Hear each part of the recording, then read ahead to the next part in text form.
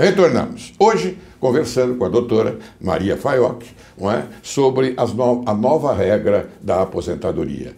Bem, doutora, não vamos perder tempo, porque eu sei que você é uma pessoa que tem a palavra exata na sua boca e com muita facilidade. Isso é muito bom, não é? E o telespectador está ansioso para saber aquela pergunta que eu fiz no primeiro bloco. Vou repetir. Me aposentei uma semana antes da nova regra. Posso entrar com uma revisão? Não, não pode. O que pode fazer é o seguinte: se você deu entrada, a aposentadoria foi concedida e você ainda não sacou o valor da aposentadoria, você não foi receber a aposentadoria, você não sacou o fundo de garantia e nem o PIS, você pode fazer a desistência dessa aposentadoria e da entrada num novo pedido pela nova regra. Isso sim pode ser feito. Isso também vale, por exemplo, aquelas pessoas que já agendaram o pedido da aposentadoria, mas ainda não foram atendidas. Elas podem cancelar esse agendamento, fazer um agendamento a partir de agora pelas novas regras para pedir o cálculo sem o fator previdenciário, que é bem melhor. Doutora, recebemos uma outra indagação, e eu vou fazê-la, não é? Por e-mail. Tenho 63 anos e trabalhei a vida inteira sem carteira. Tenho direito a me aposentar? Não. É super simples. Não, gente, a gente tem que entender o seguinte: aposentadoria é contribuição. Eu tenho que pagar para receber. Então, muita gente acha que a aposentadoria, que a Previdência Social, o INSS, seja lá o que for, tem gente que até hoje fala INPS, né, coisas que nem existem mais, as pessoas ainda acham que acontece. Isso parte do princípio contributivo. Eu tenho que contribuir para ter direito ao meu benefício. Se eu não contribuo, o máximo que eu vou ter é uma assistência social, que não tem nada a ver com previdência social. Previdência para quem paga.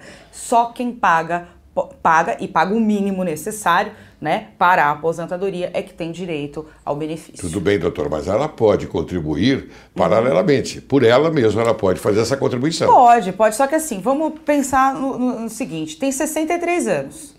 O tempo mínimo de aposentadoria, o tempo mínimo pago é 15 anos. Nossa, né, 63 mais 15, quer dizer, ela vai se aposentar com uma idade muito avançada. Então, dependendo da situação que essa pessoa se encontra, a renda por pessoa da família, ela pode se encaixar na LOAS, na Lei Orgânica da Assistência Social, e receber um salário mínimo. Mas aí, gente, é assistência social, não previdência social. Sim, mas uma pessoa com menos idade, ela pode pagar... Deve, né? Deve pagar, deve pagar para ter uma garantia no futuro. Muito bem. E não depender da assistência. Muito bem. Olha, temos uma outra indagação. Minha mãe sempre foi dona de casa. Ela consegue se aposentar?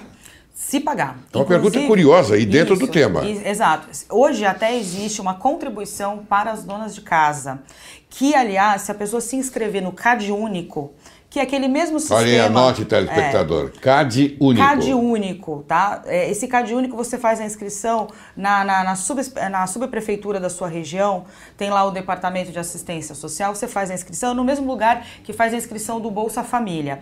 Se essa dona de casa, a renda por pessoa, a renda da família for de até 2 salários mínimos mensal, ela paga apenas 5% do salário mínimo para contribuir para a aposentadoria. Quer dizer, ela tem um desconto muito grande, porque um trabalhador autônomo ou um segurado facultativo normal, ele paga 20% do salário para poder se aposentar no futuro. A dona de casa que se encaixar nessa condição vai pagar apenas 5%. Não se encaixa, eu não tenho os 2 salários na família. Tem outras opções, você pode pagar 11%, que é uma alíquota reduzida. Você pode também optar por pagar 20%, um salário maior para se aposentar. Mas não basta ser dona de casa, também tem que contribuir.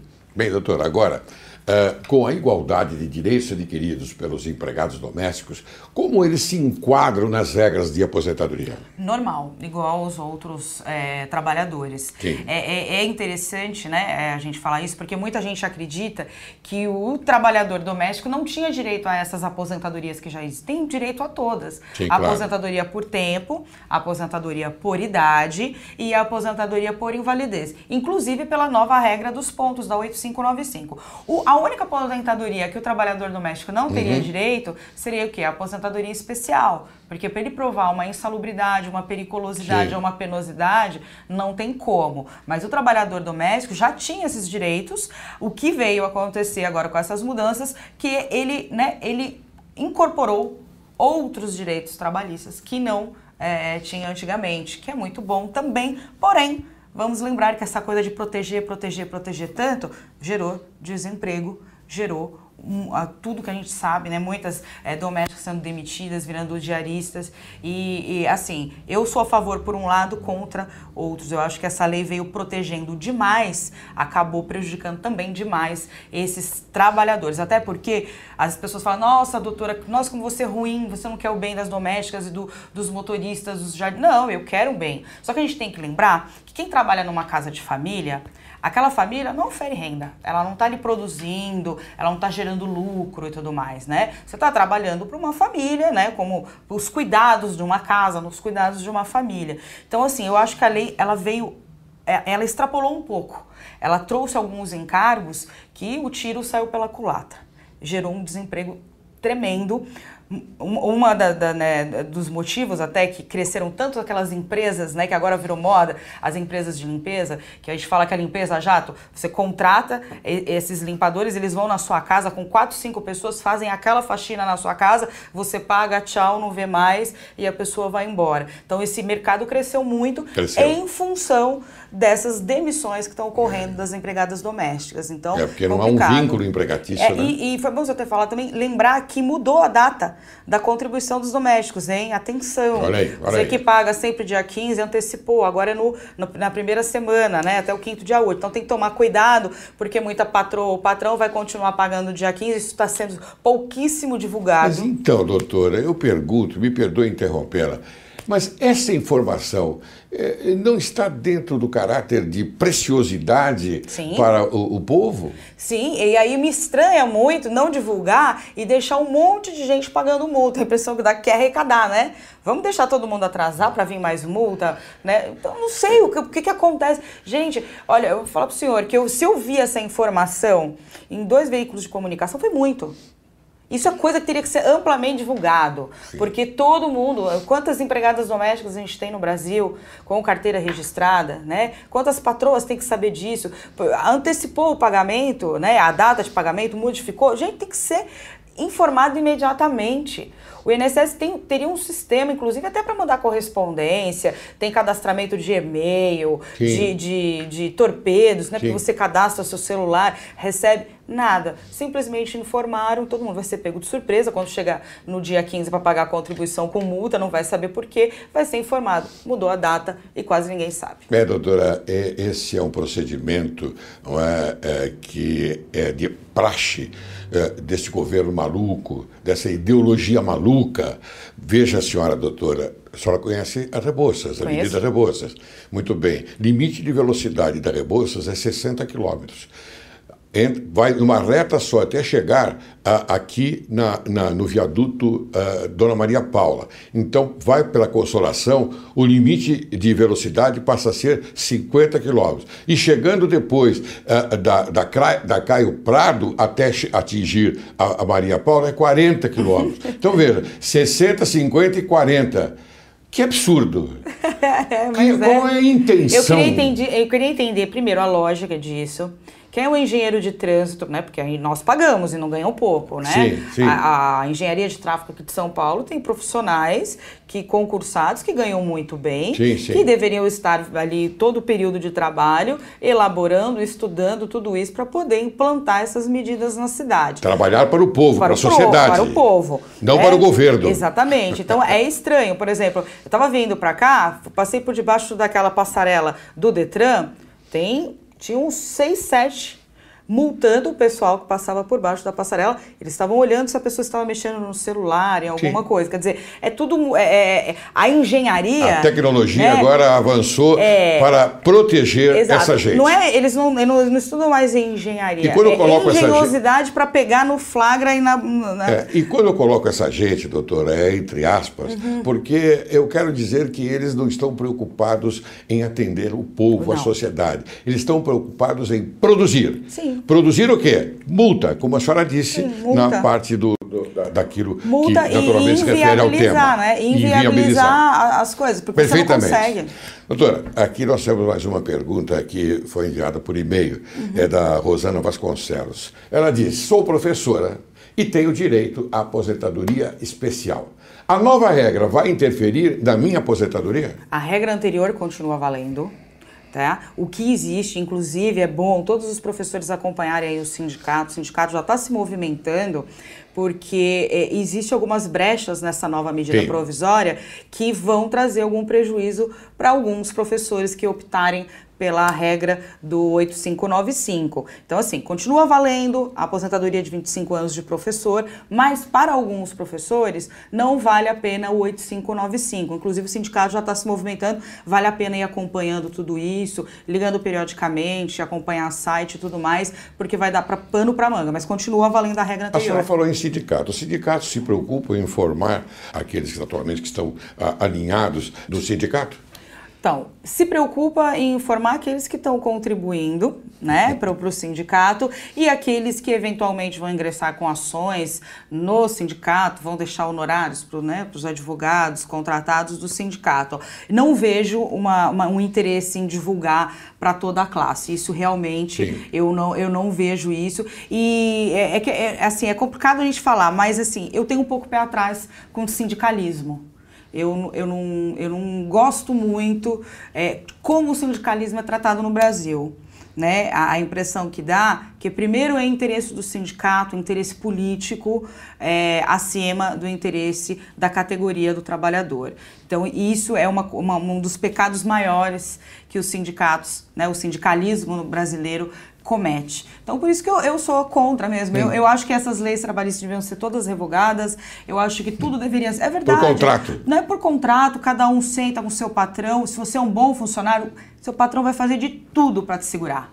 Entendeu? Ele vai te dar até 15º, 16º salário se você for um bom profissional que traz lucro para a empresa. Não, ele não vai te segurar porque a lei determina que ele te segure. Ele vai te segurar pelo que você é, pelo seu mérito. A tal da meritocracia aqui no Brasil, hoje em dia, ninguém respeita, né? Hoje em dia, o empresário que faz sucesso, ganha dinheiro, dá muito emprego, o que ele faz? Ele vai para o estrangeiro, ele vai para o exterior porque ele tem medo e vergonha de mostrar o sucesso dele aqui. A meritocracia no Brasil, infelizmente, ninguém dá bola. E o dia que começar a dar bola para isso, dar importância, eu acho que a gente consegue pelo menos evoluir, né? Muito bem, então quer dizer que nós podemos entender que tudo isso que nós estamos comentando em detrimento de favorecer o jurisdicionado, a sociedade, enfim, fere o princípio da razoabilidade e da proporcionalidade. Sim. Correto? Sim. Está vendo, telespectador? Muito bem. Mas eu vou seguir adiante e eu tenho uma pergunta aqui do Mário Carlos. Ele diz o seguinte: sou aposentado, mas continuo no mercado de trabalho e quero renunciar ao benefício do INSS e pedir o recálculo da aposentadoria para incluir as contribuições e o tempo de serviço acumulados com o novo trabalho, com a nova regra. Como fica essa da aposentadoria? Isso se chama desaposentação, né? As pessoas acreditam que é uma revisão, não é. É a renúncia da aposentadoria atual para o recálculo de uma aposentadoria mais vantajosa. Isso vale a pena somente para aquelas pessoas que continuaram na ativa, não tiveram rebaixamento de salário. Então não adianta você, até a sua aposentadoria, por exemplo, você ganhar R$2.000, depois você se aposentou, arrumou outro emprego, ganhando apenas 1.000. Se você for pedir a desaposentação, vai entrar no cálculo esse salário mais baixo e ao invés de aumentar, vai diminuir a sua aposentadoria. Então, não é todo mundo que pode pedir a desaposentação. Lembrando que está pendente de julgamento no Supremo Tribunal Federal e uma coisa importantíssima, adorei a pergunta, por quê? Nós estamos aqui em São Paulo, não só no São Paulo, acho que o Brasil inteiro, com uma rede de golpistas. São golpistas, né, que se dizem advogados. Inclusive o Ministério Público Federal já tem ações contra essas pessoas, teve cassação de carteira da OAB, pedido de devolução, golpe de mais de 14 milhões de reais de pessoas enganando os aposentados com essa história, dizendo, olha, você tem direito à desaposentação, paga aqui R$4.000 em 10 parcelas de 400, tomando o dinheiro do aposentado, principalmente daquele que não se encaixa nisso que eu te falei. Não adianta você, eu aposentei e continuei trabalhando, se você continuou trabalhando ganhando menos, vai rebaixar a sua aposentadoria. Então eles não verificam isso, mentem descaradamente e a pessoa, ao invés de ganhar, vai perder e, fora isso, desembolsou o dinheiro. Então vai um alerta, principalmente essas cartinhas que estão sendo encaminhadas para a casa dos aposentados, que parecem cartinhas de banco picotadas na lateral. Golpismo, é um absurdo. E outra coisa, advogado não pode fazer captação de cliente dessa forma. Olha aí, olha tá? aí. Então, assim, e outra coisa, primeiro, advogado não pode fazer isso. Segundo, como é que sabem o seu endereço? Como é que sabe que você é aposentado e continua trabalhando? Então, muita coisa está estranha. Então, quando é esmola demais, o estudante tem que desconfiar. Então, por favor, gente, o Ministério Público está atrás, também é pouco divulgado, mas já existe tudo isso. Bem, doutora Faiocchi, eu tenho uma pergunta aqui da produção. Se quando estiver faltando poucos anos para a aposentadoria e a pessoa for demitida e conseguir um emprego que pague menos, isso vai mudar o cálculo dessa aposentadoria? Reflete. Reflete? Por quê? As pessoas ainda acham também que o cálculo da aposentadoria é feito com base nos últimos 3 anos de contribuição. Gente, isso acabou há mais de 20 anos. Como é feito o cálculo da aposentadoria? Eles pegam todos os salários que a pessoa recebe de julho de 94, julho de 94, até o mês anterior que você dá entrada no pedido de aposentadoria. Desse período todo, eles excluem 20%, que são as menores contribuições. Do 80% que são as maiores, eles fazem uma média e aí sim aplicam o fator previdenciário e fazem o cálculo. Então tem que tomar cuidado, tá? Se começar a rebaixar muito o salário, você tem que fazer essa conta. E vão me perguntar, por que, né? Julho de 94 para cá? Quando entrou em vigor o Plano Real, então por isso a facilidade no cálculo. Então é média, gente, tem que tomar muito cuidado. A partir de 2016, como vai funcionar o sistema de progressão de pontos para fazer o cálculo da aposentadoria? É uma gracinha, porque o 8595 vai subir para 8696, depois no próximo ano 8797, assim por diante, até chegar a 90-100. A senhora já respondeu, mas eu quis fazer novamente para que fique bem claro isso. Sem problema. Então, assim, isso é boa pergunta, porque a pessoa que está pretendendo atingir essa nova regra dos pontos tem que prestar atenção nessa regra da progressividade que foi incluída pela presidente Dilma Rousseff. Isso não existia no texto original, que foi encaminhado como emenda, que ela não aceitou, e aí foi feita essa medida provisória que a gente está falando hoje sobre ela. Então, tomar cuidado, porque muita gente vai ficar como se estivesse subindo a escada rolante ao contrário. Vai subindo, subindo, subindo, mas nunca vai conseguir alcançar a tabela. Então, tem que fazer o cálculo, por isso que eu falo, é uma pena que todo mundo vai ter que procurar realmente alguém que entenda e não vai conseguir o apoio no INSS para saber de tudo isso. Doutora, outra pergunta intrigante. Essa é mais ainda, e vem do Daniel Arruda através de e-mail. Diz, doutora, sou aposentado e quando recebo o meu olerite, noto que houve um desconto de 11% para o INSS, ou seja, pagamento de um aposentado para uma aposentadoria. Significa então que eu tenho direito a uma outra aposentadoria? Ou é malandragem do governo? Eu entendo que é malandragem, porque antigamente o aposentado que estava na ativa, ele voltava à ativa. Sim. Esse aposentado, antigamente existia o pecúlio, ele contribuía. Então eles aproveitaram essa oportunidade? Isso. Para tirar também. Aí o que acontece? O pecúlio, né? Existia o pecúlio, a pessoa ia no final do ano, tudo aquilo que ela pagou de contribuição previdenciária, aquilo era restituído.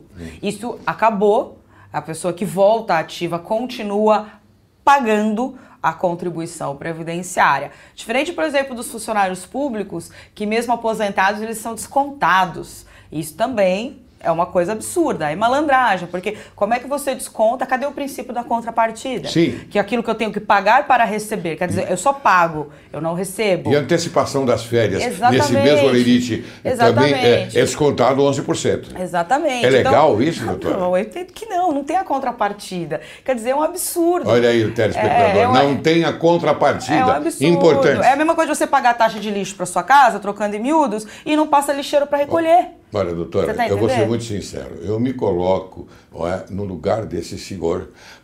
Também sou aposentado. E recebo desconto no olerite.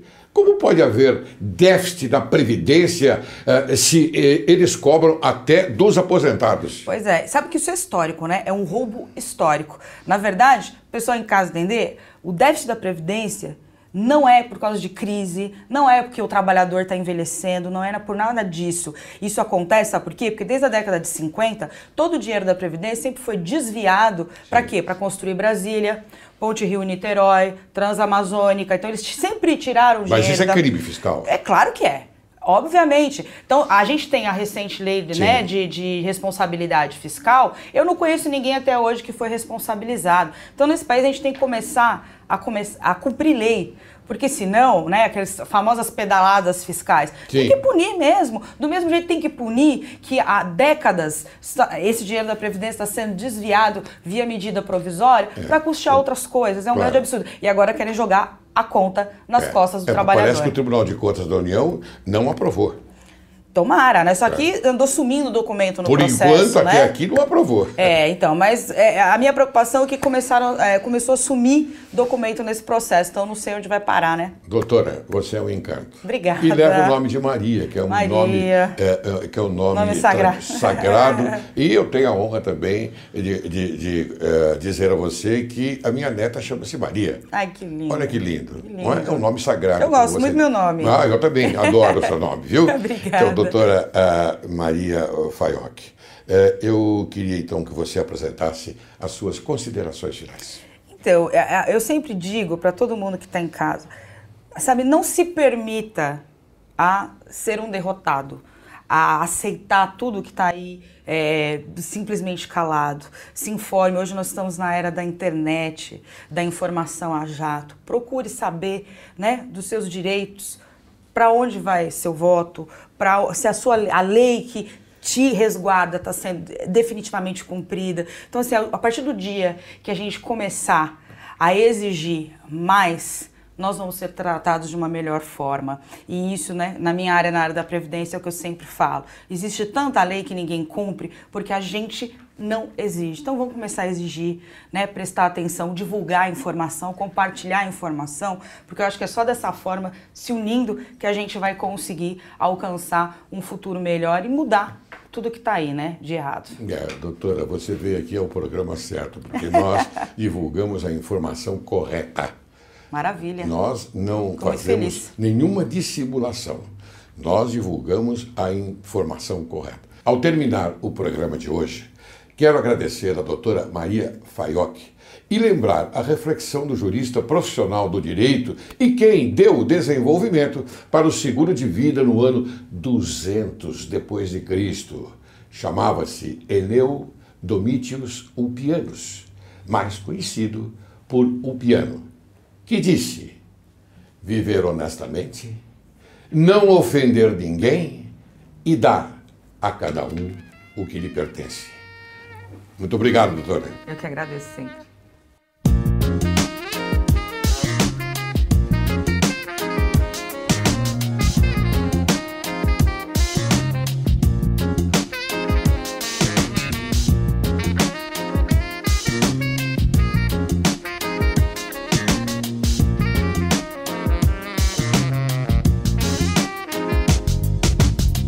Si ma folie fait ton désespoir,